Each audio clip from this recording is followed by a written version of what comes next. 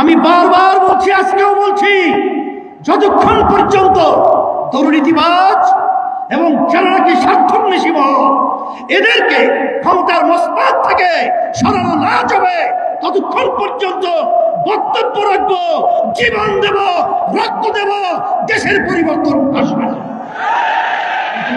আসসালামু আলাইকুম রহমতুল্লাহ। প্রিয় দর্শক, চরমনাই পীর সাহেব রিজাউল করিমের এই বক্তব্যটা আমি শোনার পরে খুবই রাগান্বিত। দেখেন, আপনার যদি এত সাহস থাকে, জামাতের নামটা আপনি নিচ্ছেন, ঠিক আছে, আপনার এত বড় হিম্মত, দুর্নীতিবাজ না বলে বিএনপি বলতেন, তো দুর্নীতিবাজ মানে কাদেরকে বোঝাইছেন সেটা কিন্তু আমরা বুঝে নিয়েছি। কিন্তু আমার কাছে কথা হলো যে আপনি জামাতের নামটা নিয়েছেন, আপনি তাদেরকে দুর্নীতিবাজ না বলে তাদের নামটা ধরে বলতেন। কে ভয় করে যে পিঠের উপরে পড়ে নাকি আবার বিএনপি আবার আমাদের উপর খেপে যায় কিনা, এত ভয় পান আপনারা?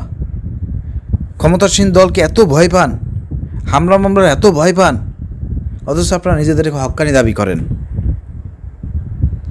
হ্যাঁ, তো হক্কানি হইলে পারে এত ভয় পান কেন? দিন ইসলামের জন্য হক কথা বলতে কি হামলা মামলার শিকার হবেন, জেল জরিমানার শিকার হবেন, রিমান্ডে যাবেন, জীবন দিয়ে দেবেন, এত ভয় কিসের? এত ভয় কিসের? 17 বছর ধরে আওয়ামী লীগের দালালি করেছেন, নির্বাচনের সময় অনেক চেষ্টা করেছে জামাত ইসলামী আপনাদেরকে সাথে নিয়ে ঐক্যবদ্ধভাবে বাংলাদেশে ইসলাম প্রতিষ্ঠার জন্য, দিন প্রতিষ্ঠার জন্য কাজ করার জন্য। সেখান থেকেও আপনারা দূরে সরে গেলেন, দেশের মানুষের সঙ্গে গাদ্দারি করলেন, ইসলামপন্থীদের সঙ্গে গাদ্দারি করে আপনারা সরে গেলেন। এরপরে নির্বাচন হওয়ার পরে আপনাদের যে ভয়ঙ্কর পরিণতি, এদের বাসী দেখেছে আপনাদের পতন। এখন রাজনীতির ময়দানে আপনাদের অবস্থান কি? জিরো। রাজনৈতিকভাবে আজকে আপনারা শেষ হয়ে গেছেন, ধ্বংস হয়ে গেছেন, আপনাদের রাজনীতি শেষ। এখন আপনারা জামাতের বিরুদ্ধে প্রোপাগান্ডা মিথ্যাচার করে এখন রাজনীতির ময়দানে টিকে থাকার চেষ্টা চালাচ্ছেন। দেশবাসীকে এটা বোঝে না? দেশবাসী কি আপনাদের মতন ফিডার খায়, আপনাদের মুরিদের মতন ফিডার খায়?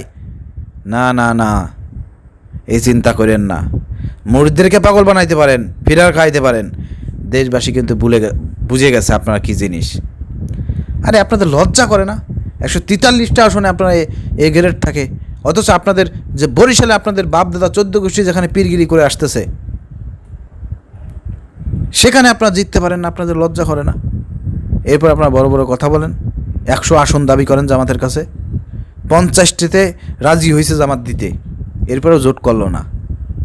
50টি, তা আপনাদের তো 10টা আসন পাওয়ার যোগ্যতা নাই, সেখানে তো জামাত ইসলাম 50টি দিবার চাইছে।